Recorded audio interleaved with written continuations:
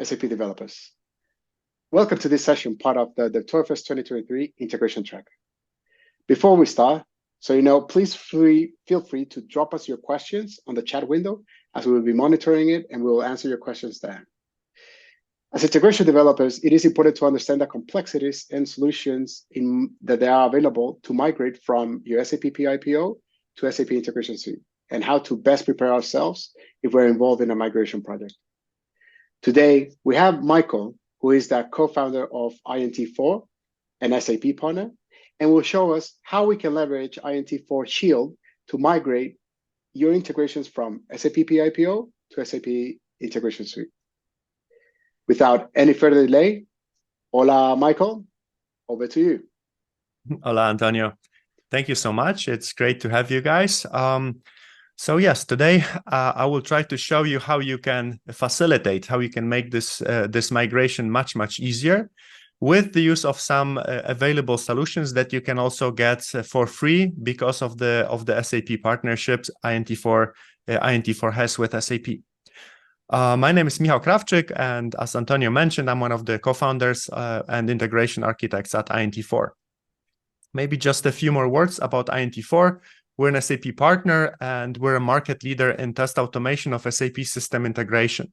So we specialize in making sure that the integration is always working, especially for any kind of big SAP programs, whether this is SAP BTP migrations or whether these are S/4HANA migration programs where the customers are using a lot of SAP integration. We understand that we need to guarantee the continuity of those business integrations, and this is what our software does. Just maybe a few more words about our integration. Together with our colleagues from Int4, we've published 11 SAP Press books about different topics of SAP integration, and this is related to integration platforms like SAP PO or SAP Cloud Integration, or for example enterprise messaging, or also we've published a lot of books about the backend integration, so things like SAP Application Interface Framework. We also have 2 open SAP trainings, which you can do, and you can get an SAP badge from those trainings. And we've already had currently in total we've had 11,000 participants in those 2 trainings, and more than 1,000 people got the certifications. But let's come back to this topic. I mean, this is the Devtoberfest, so we want to talk about development.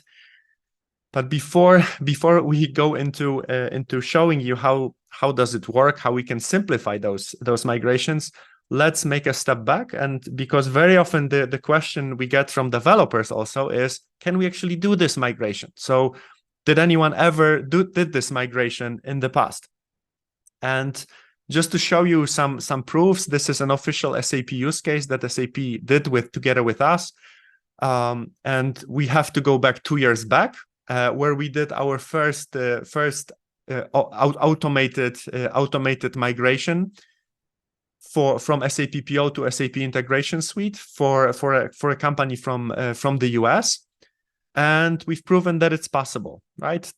All of the integrations, the scope was not very heavy because it was around 40 interfaces, but still the interfaces covered a few different protocols, different mappings, and it was possible to do this migration even 2 years ago. So if you're worried, yes, it's possible. We can do those migrations. Of course, we have to, in case of very complex scenarios, we have to carefully validate this. And this is where SAP comes in with the SAP assessment solutions, so that you know what types of interfaces can be migrated as is, or where do you need to make some changes, or even better, where can you have opportunities to make some changes? And I will be discussing those also in a few minutes. Before we go into the solution itself, there's just one more thing that I would like to show you from the management perspective of the SAP Integration Suite migration programs. When we think about running those programs, very often the iPaaS migration is regarded as a technical only project. And that has some very important implications. First of all, this program would usually be much lower priority, for example, compared to S/4HANA programs. That also means that there will be only limited resources that will be supporting this program. And when we think about SAP programs, there are usually two types of resources, two types of people we need during this program. These are developers and the functional consultants or business users who will also be validating what the developers developed, right? So what we've developed, for example. So if we go a little bit deeper, we can always get the developers, right? Because we can either take the developers in-house, or we can try to get developers from one of the service integrators or one of the global service integrators. This is usually not a problem where if we want to run this program. The problem is how to get the functional consultants and business users, because for them, the integration platform migration program is usually not the first priority. The problem comes when it's not even their priority number 10, right? Because for them, actually nothing gets changed. When we're changing the integration platform, for those guys, nothing is changing in their business systems, which is, for example, different when we're implementing S/4HANA implementations and we say, okay, now the business processes will be running in a different way. When we're changing the integration platform, everything usually stays the same. So now somehow we need to ask functional consultants and business users to retest, in many cases, hundreds of interfaces with hundreds of use cases, of business cases, meaning different variants. And this is usually not a very easy task to do, right? And please comment please comment in the chat if you see it in a different way. But this is at least what we're hearing from our perspective when we speak with either with our customers or with the companies that are trying to do this integration platform migration. So the question that we're trying to solve is, can we eliminate the functional users or the business users from the scope of this project so that we can actually unlock the integration platform migration and deliver it on time or actually ahead of time? So one thing that I did not mention with Amsti was that we've actually managed to deliver this project ahead of time. It was only 2 weeks ahead of time, but this is still something because the project itself was just 12 weeks. And by using the automation, we've actually managed to deliver that ahead of time. And I'm pretty sure you as developers understand that delivering an SAP project ahead of time is at least not something very common, even though it may happen from time to time. So what is it that we need to have a look at when we're doing those automated migration projects?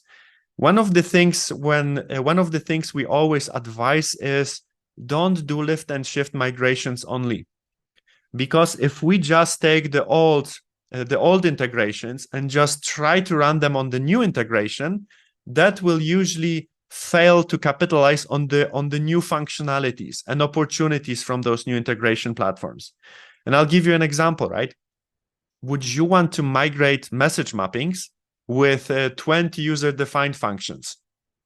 And would you like to, maybe you as a developer don't care that much, but if you think about the business as usual part later on, how to handle changes with those mappings, this is usually not the first choice, right? How should we migrate CC-BPMs or even BPMs? Should we migrate them exactly as they were designed, just with the new blocks of the SAP BTP integration suite? Or maybe we have a chance to redo those BPMs somehow. What about the RFCs, SOAP, or JDBC lookups? Should we still keep them inside the user-defined functions? Or can we redesign them so that they would be using the functionality of integration suite? So if we need to change this in the future, or if we need to make it work in an efficient way, it will work using this new functionality, right? So another question is, how to migrate those monolith integration into the world of SAP Integration Suite. So we have to remember that SAP Integration Suite did not have a lot of functionalities that is available with the SAP Integration Suite, like, for example, Event Broker, right? We didn't have Event Mesh, we didn't have Advanced Event Mesh, we didn't have API management, we didn't have many other, like for example, prepackaged content. How do we migrate those big integrations that were somehow put into the SAP PO, into the integration suite in a good way? And our proposal, our general proposal to approach this is to do some sort of a blue lift and shift, right? We can, and there are a few things how we can work with that. We can re-implement the message mappings, Java mappings, ABAP mappings, or XSLT mappings in, for example, in Groovy from scratch, and we can do it also automatically. If you want to find out how to do it in an automated way, please also have a look at my blog called Automated Mapping Programs, Generative Test-Driven Development with ChatGPT.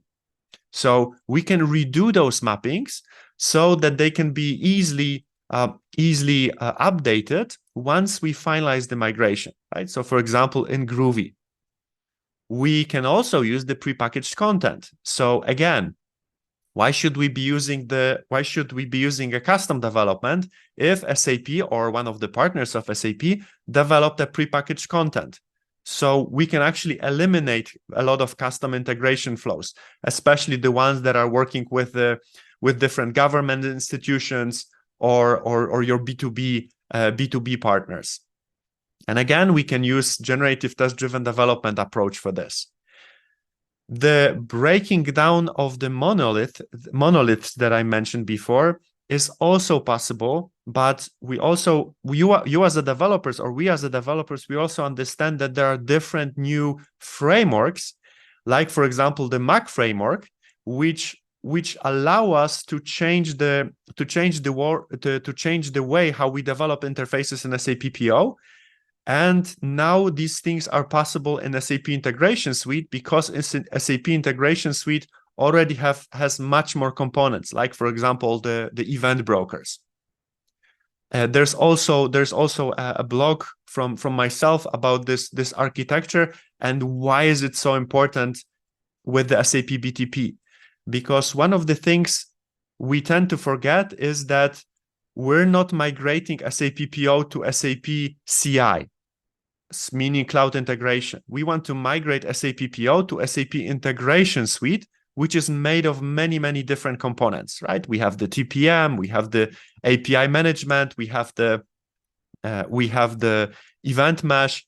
So there's a lot more components that we can reuse just to simplify or make our SAP PO interfaces more standard.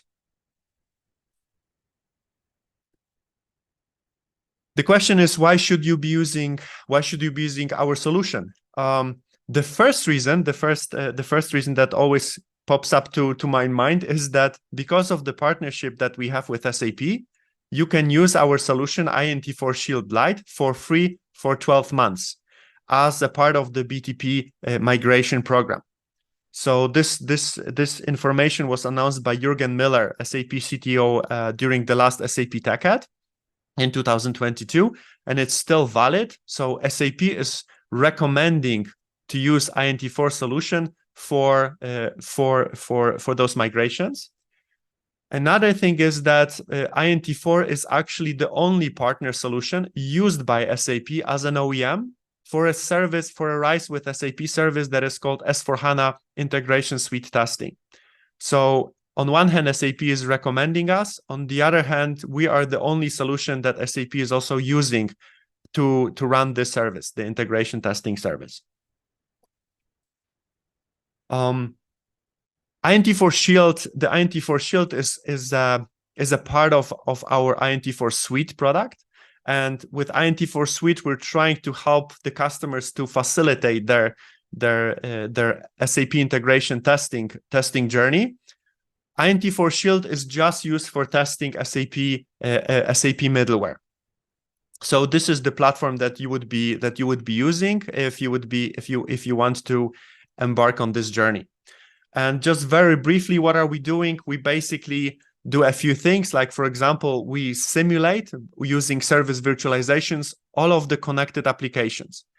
So for running this program, you don't need to test, or you don't need to ask anyone from the connected applications, whether these are non-SAP applications, non-existing systems, non-existing non-SAP systems, or maybe even your B2B partners or B2B applications. You don't need to ask them to rerun the tests once you do the migration. We will simulate them, and there's no need to use them.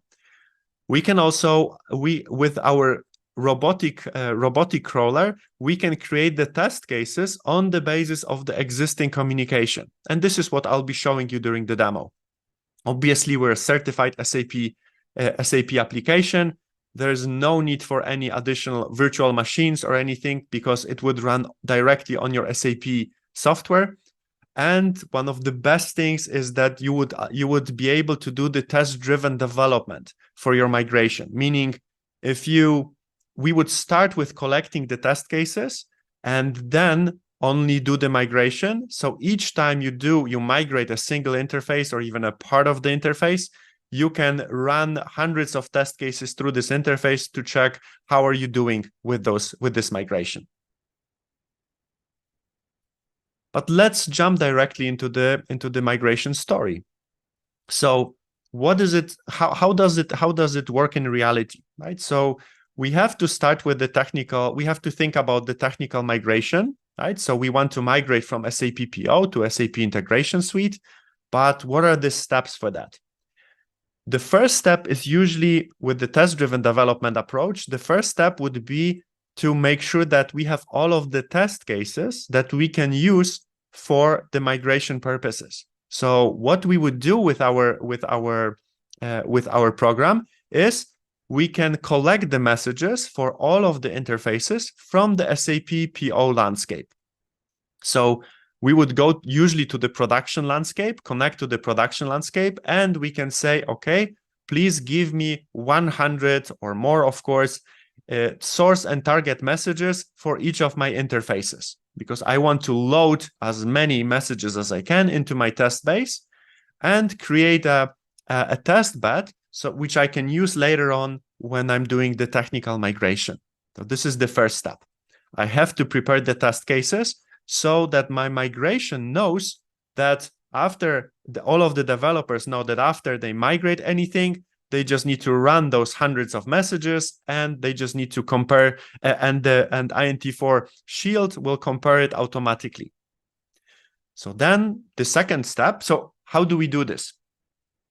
Directly, we can do this from the Int4 Shield, which is a part of Int4 Suite. And for this purpose, we would actually be using the two solutions that you can see on the screen, and I'll be showing you them.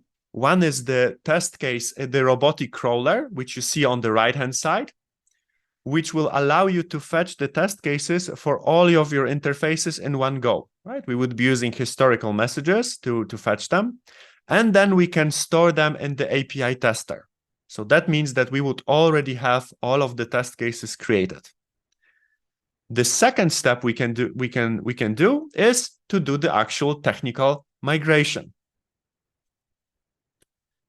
We can do it in two ways. We can either use the SAP solutions. So SAP is providing the automated migration solution, or we can do our migration solution that is available for free also with Int4 Shield Lite. We also support the SAP migration solution, so you can pick any of those two, but actually you can try both of them. There's no problem with that. So once we perform this automated migration, the new iFlow will get created, right? So we would take the data from the SAP PO, and the new iFlow would get automatically generated. So we went through the first step. We created the test data. We've migrated the interfaces. And as I mentioned before, we can also use the SAP we can also use the SAP automated migration solution. So we don't have to migrate it using our solution, Int4 Shield solution. We can just assign the migrated flow that was migrated using the SAP solution in order to validate them, right? So in this case, we're showing the assign existing iFlow, which was probably either created manually or maybe created using the SAP automated migration. We can assign it. And now what we can do is we can execute the validation of that, which is the most important part, which where we will be replacing those functional consultants and the business users. And actually, we will not be replacing them because we will be giving them the report so that they can just sign off. So that would mean that the migration is working, that the migration is already validated, and there's nothing more that they need to do, right? So we eliminate the whole work of the functional consultants and business users. And of course, because of the test-driven development approach, it will also help the developers, meaning us. So what we can do is now we can run those test cases that we fetched from SAP Process Orchestration. We can rerun them on the SAP integration suite. And hopefully we will get a green test result, so everything will be working. And this is something that we can pass over or hand over to our functional teams for verification. But in reality, there's nothing more that they will do, because we will most likely make sure that we will test each of our interfaces, each of our migrated interfaces with hundreds of test cases. So there's definitely nothing more that the functional consultant would do, because I don't think that any functional consultant would be able to test the interface, the migrated interface, with hundreds of variants. Keeping in mind that in most cases we would have hundreds of interfaces also. So now maybe let's go to the interesting part for developers. So let me show you a demo. So just let me change the screen. Okay, great. So now let's concentrate on something really important for us as developers, meaning the solution itself, right? So we've got enough of the slides. So how would we actually run this migration? So as I mentioned before, at first we have to start with creating the test cases. We would be using the robotic crawler for SAP PIPO. Why would we be using this robotic crawler? Because at first we need to fetch the test cases, meaning very simply target source and target messages that are being exchanged on your current production landscape. Why are we using the robotic crawler? Because in most cases we need to fetch hundreds of test cases from the existing per each interface from the existing landscape, and we want to do it in one go. So this is what the robotic crawler would do. If we finish if the robotic crawler finishes its work, and it can even run for a day or two, then those test cases would be visible directly from the API tester cockpit. So this is the place where we would see all of the test cases that we've downloaded, and we can use them for testing of our migration. So now the second part would be done in the CPI migrator. So we can go to this application, and here we can see that it lists all of our SAP PO interfaces. And we also have the migration feasibility information, mentioning, for example, automated migration possible or not, or which things are possible to migrate, and the status of the migration. But having said that, SAP is right now offering an SAP automated migration solution, so you don't need to use our solution to do the migration, but still you need to validate this migration. And maybe this is something that we can do on an already migrated solution. So let's imagine that we've migrated the solution. It already created an iFlow. So it generated an iFlow. It was already deployed. whether using Int4 Shield or whether using SAP solutions.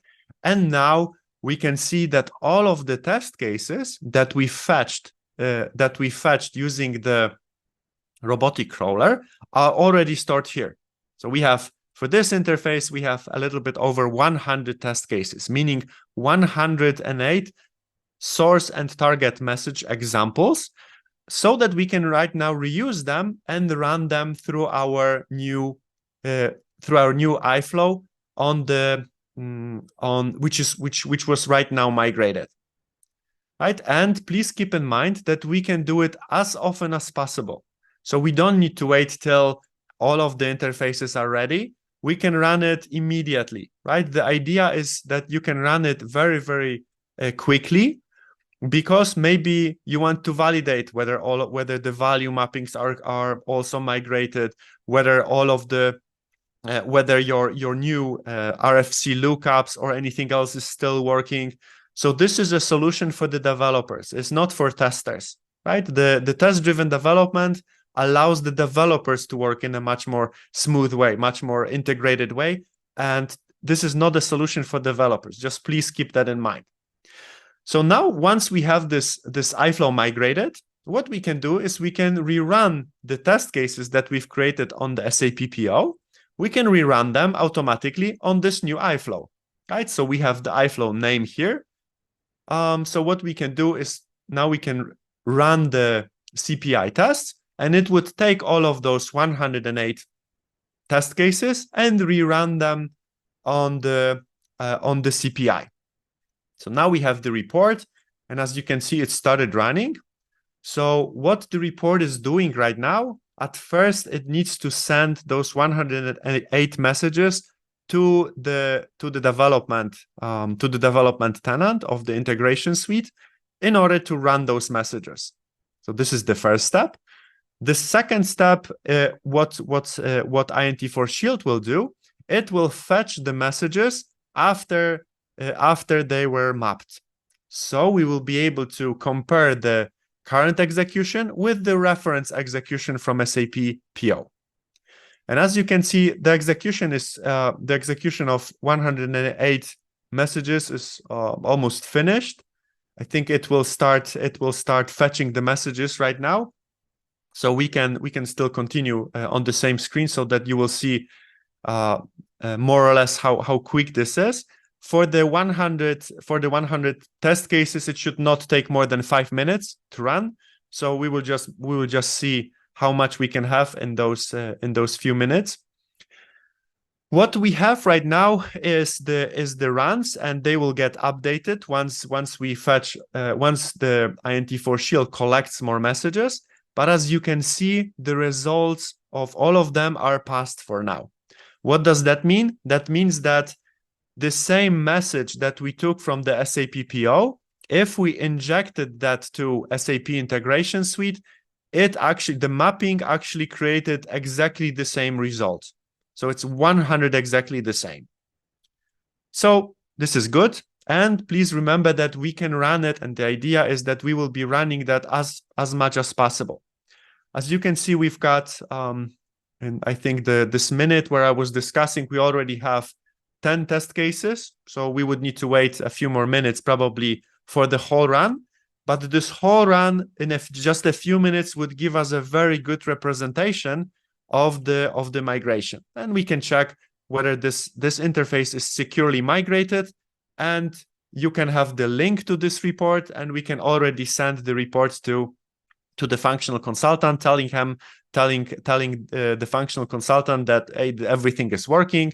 We can also run the performance analysis of this run when it finishes. So we will actually be able also to validate the throughput, right? So on one hand, we want to make sure that we can validate the functionality, so from the functional perspective, but then there are some testing considerations. So we also want to make sure that we validate the throughput. So for example, if we're going with high volume interfaces, we want to make sure that, for example, we want to be able to run 100,000 test cases in an hour, or 100,000 test cases in half an hour. right? This is also something that we can use with our solution, and you can use it in the same, exactly in the same way. Okay, so as we can see right now, we've just run with 26, so we don't have the whole 100. As I said, it would take around 5 minutes, but still we've managed to do 30. So I think it's a good test. So once everything is finished, you can come back to the main application, and you can just send the report of the whole run for all of your interfaces. And this is the best way to get the functional approval to move the interfaces to the production tenant.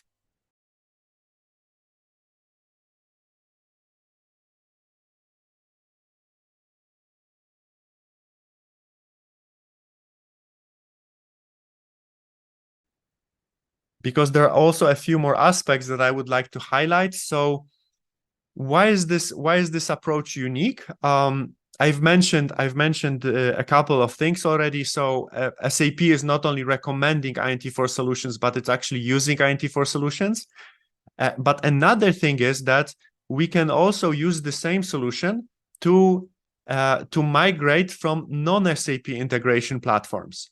So if you would want to migrate, for example, from web methods, maybe from Boomi, from Azure, from some other integration platforms to SAP integration suite, this is also something that you can do with our solution, right? So we can fetch the data from any other kind of integration platform and support the integration suite development in exactly the same way, right? So the messages from the SAP Process Orchestration that I've shown you, we can replace those messages with messages from any other integration platform which you would like to migrate to the SAP integration suite. So we're going outside of the SAP, right? Many of the projects, many of the companies right now, they have multiple integration platforms, and they may want to migrate to a single one. This is also something that we support. One of the very common questions is, okay, since we're downloading the data from the production, is the data really secured? Of course, it's secured. We're supporting GDPR. We're a fully GDPR compliant solution, meaning not only that we would scramble the data wherever necessary, but we would also store the data in the SAP system, which allows you to use the central user and role management. So it's as secure as the data in any of your other SAP system. One other unique feature that we also support is that you can also, with our solution, you can also change the format of the data. So for example, if you want to switch from iDocs to APIs to proxies, this is also something that you can do, because our solution allows to resend the messages directly from the SAP system. Or we can also do the validation directly in the SAP ERP system, like S4 or ECC. So we do not have to rely on comparing the messages. We can also compare the business documents that are sitting on the backend system. And this gives us just more flexibility on working with different migration programs. And the additional thing that we've got, currently we've got around 1,000 SAP certified consultants from the Open SAP training. So the solution is known to the wider audience. Let me stop here for now. Thank you so much for your questions. If you'd have anything, if you'd want to know anything more, please feel free to interact with us on the chat, and me or my colleagues, we will try to answer all of your questions immediately. Thank you. Handing over to you, Antonio. Thanks, Michael, for sharing your knowledge and expertise in this session. I have a couple of questions, basically components that we were mentioning across the presentation. So I was wondering, because at least the way that you explained it, it gave me this the sense of the following. So for example, I can use the migration assessment as part of integration suite to check the integrations that can be migrated automatically. Then I can migrate them using that tool. And then I can leverage the testing capabilities of Int4 Shield to test and check that everything is fine in that in that integration flow that was created in cloud integration. Is that correct? Yes, exactly like that. Exactly like that. But so on one hand, we would be eliminating this biggest issue, this biggest blocker. So we don't want the functional we don't want to beg, actually, because this is what we have to do, the functional consultants to test this.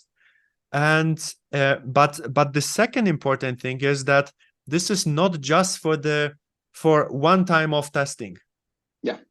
The test-driven development approach says you can run this as often as you want. If you change a single field in the mapping, just run it. It takes 2-3 minutes to rerun. So why wouldn't you do that? You can never do this in a manual way. In a manual way, in 2 minutes, you cannot even run a single message and compare it. Right? So this is also a shift for the developers. This is I'm pretty sure it might be new to some of the SAP integration developers.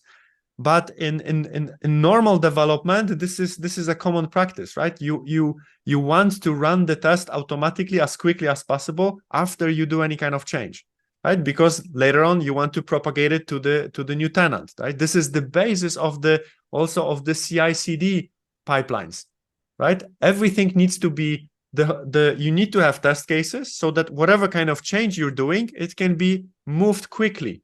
You don't want to wait for approvals. Because what is the approval? Approval means that someone doesn't know how to test something, and the testing is not reliable, right? We want to eliminate this pattern. We want to say, no, testing is possible because we have so many test cases, so we can go for the next step, which is a CI/CD pipeline. Correct. I understand. And you also mentioned about, for example, the migration of BPMs, right? And we have many customers that have BPMs. And imagine in that sort of scenario that you internally do an assessment and say, like, you know what, we no longer need this BPM. This is something that we can easily achieve within integration flow. So then you end up creating this new integration flow from scratch, right? And then in the end, again, you can leverage the capabilities of Int4 Shield to do the testing of this new integration. Yes, because Correct. usually the source message would not be changing. Yeah. Also, the target output, which can be a business document, is usually not changing, right? Because maybe we want to collect some messages. Maybe instead of BPM, we now want to do it using event broker, event mesh, right? We want to do it in a different way. But the source and the target can still be the same. Mm-hmm. Those can, right? The message itself will be different, or what is happening inside the process will be completely different, but the output needs to be the same. So we can still reuse this. Okay, makes complete sense. Well, thank you very much. Thank you very much for this session.